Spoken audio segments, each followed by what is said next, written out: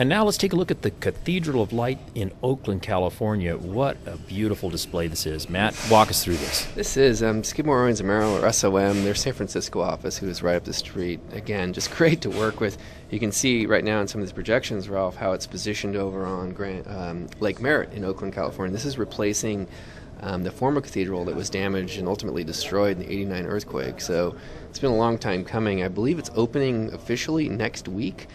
But I really like how many physical models these guys create to really give their designers and their clients an understanding of, what from the organ models, the door handles, the Oculus seating light. Right here you see the end panel, which is, one of 154 with, I think there's 95,000 perforations here, which when the light comes in a certain way, it gives us a remarkable depiction of one of the historic elements.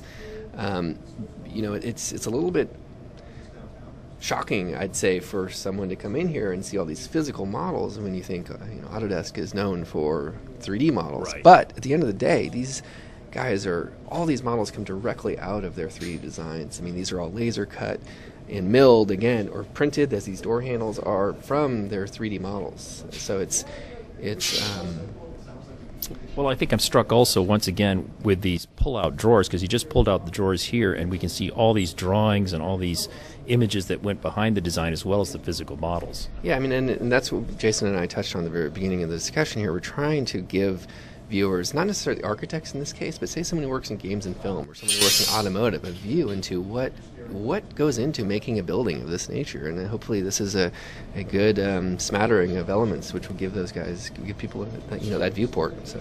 Well, and once again, the big projection display walls you mentioned before play a wonderful role here, because I'm able to see in huge, gosh, what's the size of those screens again? About 9 feet tall by 18 feet across.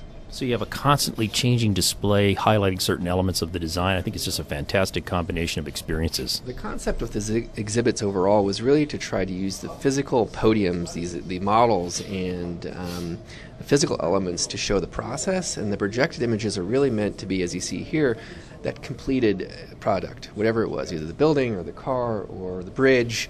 So to show the engineers and designers' intention throughout the center of the display, and then really project the completed element on these big screens. Oh, I'm glad you reminded us of that. Again, a hallmark or an underpinning motivation for the whole gallery is to talk about today's design process as accelerated and aided by computer software. That's correct.